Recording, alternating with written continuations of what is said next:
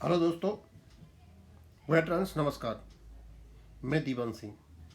मैं आपको बताना चाहूँगा 12 तारीख के बाद, यानी 12 तारीख को 4 बजे बाद, जब हमारे केस का नंबर नहीं आया और हमारे बैंक पेंशनरों की जो प्रतिक्रियाएँ आई, जो रोष व्याप्त था और उसके जो रिएक्शंस हुए, हम भी शामिल थे। वो अलग बात है कि अपने चैनल पर मीडिया ने कुछ नहीं कहा, लेकिन कम से कम किसी बात की होंगी तो कुछ तो कहा होगा, स्वाभाविक सी बात है। तो दोस्तों, आपने जो कुछ भी कहा और किसने जो कुछ भी कहा, उस परिस्थिति में वही एक्सप्रेशंस होने जरूरी थे और कोई चीज़ निकल ही नहीं सकती थी। धीरे धीरे धीरे गुस्सा कम हुआ और जो असलियत थी वो सामने आई। बख्शा किसी ने किसी को नहीं। और एक बात और दिमाग में घर कर गई कि जब कोर्ट 18-19 तारीख की तारीख दे रहा था तो हमारे वकीलों ने इसको आगे क्यों ले गए। शायद मैं वीडियो बनाने वाला था, हम यही रिक्वेस्ट करने वाले थे कि वकीलों को बदल दिया जाए, लेकिन हमने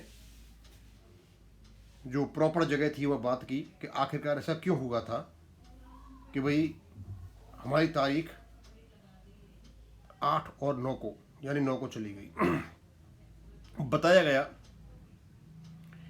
कि 8-9 मार्च को जो भी हमारे वकील थे कंसर्निंग, उन्हें पहले ही बता दिया यदि 12 तारीख को डिसीजन हो जाता है फिर तो कोई बात नहीं है। यदि डिसीजन आगे जाता है, यदि बहस नहीं हो पाती है तो 18-19 को हम हाजिर नहीं रहेंगे। अर्जेंट होते हैं काम, सभी के होते हैं। तो हमने बोला सर 18-19 को कोई बात नहीं है, फिर 25-26 को क्यों नहीं हुआ। बोला 25 और 26 को सुप्रीम कोर्ट की 3 जजों की बेंच लगेगी जिसमें हमारा केस नहीं सुना जा सकता था।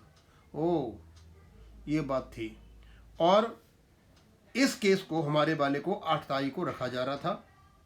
जजों ने ये सोचा कि वो हमारा केस बहुत इंपॉर्टेंट है, इसलिए इसको 9 तारीख को सुनेंगे, इसलिए इसका 9 तारीख दे दी गई। और जो 101 नंबर केस है उसकी तारीख दे दी गई 8, जो लगातार चल रहा है और शायद हो सकता है ख़त्म भी हो जाए।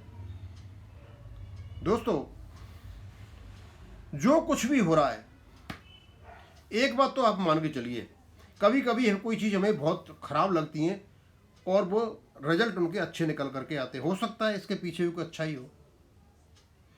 मेरी बात हुई उनसे, मैंने कहा सर अब एक बात तो निश्चित हो गई है कि अब लोगों ने हमें बैंक पेंशनर से फंड की बात करना बंद कर दिया है। अदरवाइज सुबह से लेके शाम तक fund fund fund fund fund, इतना ब्याज है, इतना वो है, इतना वहां गया, इतना ये ले गए, सब बंद हो गया। और जब EI पार्क ने लेटर लिखा उसके MP साहब के ये कहने पर कि there is no provision of pension updation, तो उसमें उन्होंने रेगुलेशन 11 का उल्लेख किया कि रेगुलेशन 11 में बड़ा स्पष्ट लिखा हुआ है फंड का यह प्रावधान केवल और केवल बैंक करेंगे। उन्होंने रेगुलेशन 56 का भी सहारा लिया। इस रेगुलेशन 56 का जिक्र चंडीगढ़ हाई कोर्ट के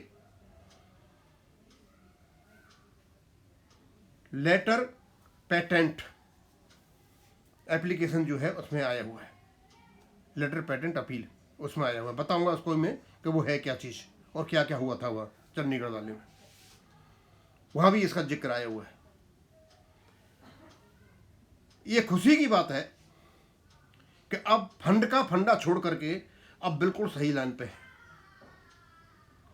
अब एक पंगा फटेगा, क्योंकि अब रेस्पोंडेंट फंड की बात नहीं करेंगे। उन्होंने पंगा निकाला, माननीय जो अपना जो इन्होंने रेस्पोंडेंट है, माननीय रेस्पोंडेंट ने एक मतलब वो तरीका निकाला और माननीय संसद से सर्टिफिकेट लिया कि there is no provision of pension updation. दोस्तों, इसका तोड़ ढूंढना था और रेस्पेक्टिव जगह जहां पहुंचाना है बात बता दी है। इसका एक ही तोड़ है, यदि भारत सरकार यह कहती है संसद में कि there is no provision of pension updation in the regulation, तो फिर इनसे ये पूछा जाए, कोर्ट में ही पूछा जाए कि हमारे जो रेगुलेशन बने हुए हैं पेंशन के, वो आरबीआई लाइन और सीसीएस रूल्स 1972 पर आधारित हैं।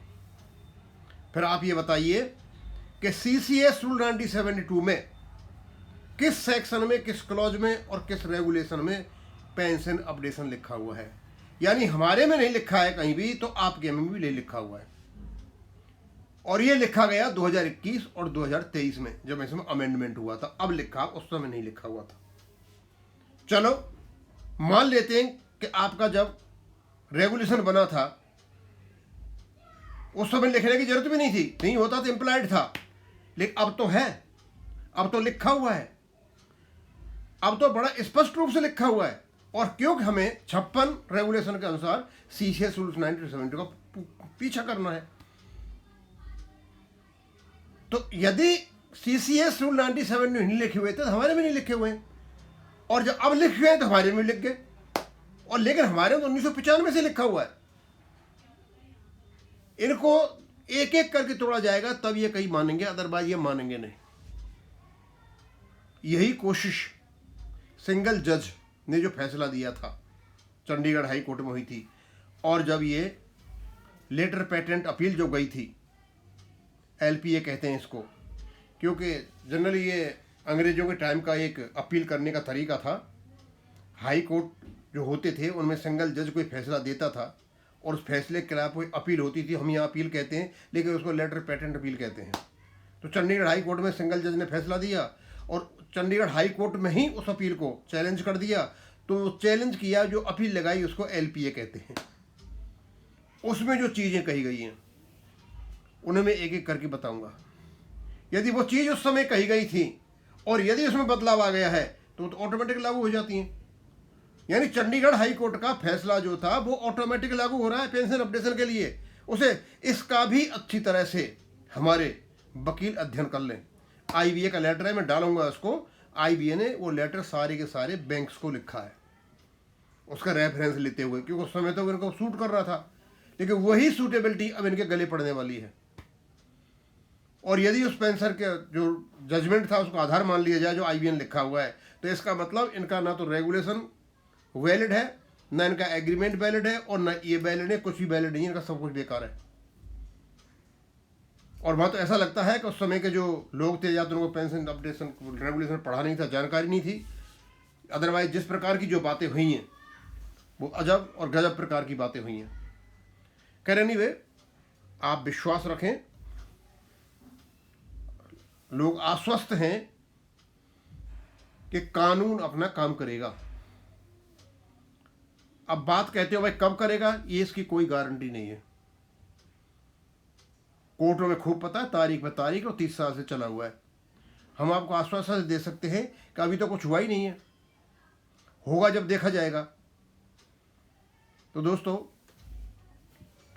चारों ओर से जितने भी लोग आ रहे हैं जिनसे हम बात कर रहे हैं, लगभग सबका एक ही इंडिकेशन आ रहा है, पेंशन अपडेशन तो होगा, कोई रोक नहीं सकता। अब जो वकीलों के पास लोग हैं वो भी यही कह रहे हैं, कोर्ट से भी यही इंडिकेशन मिला है। इतना जरूर है कि इस केस को रोकने के लिए कोशिशें बहुत ज़्यादा हो रही हैं। और कभी कभी अब जैसे केस नहीं सुनवाई हुई, उसमें हमारा जो एओआर है सनी चौधरी एओआर है, और जिस एडवोकेट ऑन रिकॉर्ड्स, वो बहस नहीं करते। एडवोकेट रिकॉर्ड जो कोर्ट में होते हैं, सुप्रीम कोर्ट में होते हैं, उनका काम सिर्फ इतना है, जितने भी केस में लगाए जाते हैं वो उनके माध्यम से लगते हैं, सारा देख करके ये सही है ना, रजिस्ट्रार वाला जैसा काम है उनका बस। तो उनको तुम दोष नहीं लगा सकते। यदि सनी चौधरी जी 18-19 में रहे, 25-26 में रहे, बाद में भी नहीं रहे, 8-9 को नहीं रहे, तो केस तो वकील जाएंगे लड़ने के लिए, तो वकील आराम से केस को लड़ सकते हैं, कोई प्रॉब्लम नहीं है। कईयों ने कहा साहब सनी चौधरी से क्यों बात नहीं करते हो। भाई सनी चौधरी को तो अभी बना दूँ, बस उनको हटाओ, मैं कहता हूँ गुलाटी जी को हटाओ, अभी लगा दूँ, लेकिन मैं नहीं कह सकता इन चीज़ों को। गुस्सा तो मुझे भी आता है कि गुलाटी जी कई बार ऐसा लगा है, गुलाटी जी मतलब इस केस के एडजमेंट में ज़्यादा मतलब तत्पर रहते हैं कि कैसे भी इस केस को आगे बढ़ाया जाए, लेकिन फिर भी हमारे वकील हैं। तो दोस्तों थोड़ा सा रखो, हिम्मत रखो, हम भी हिम्मत रखे हुए हैं। भाई दुख तो हमें भी होता है, आपको भी होता है, सबको होता है। तो मैं तो आपसे यही रिक्वेस्ट करूँगा कि धैर्य रखें, और इसके अलावा कोई चारा भी नहीं है। You have got no option at all, सिवाय इसके इंतजार करने के, धैर्य रखने के, शांति रखने के और ऊपर वाले की प्रार्थना करने के। अब यहीं ख़त्म करूँगा। थैंक यू, धन्यवाद।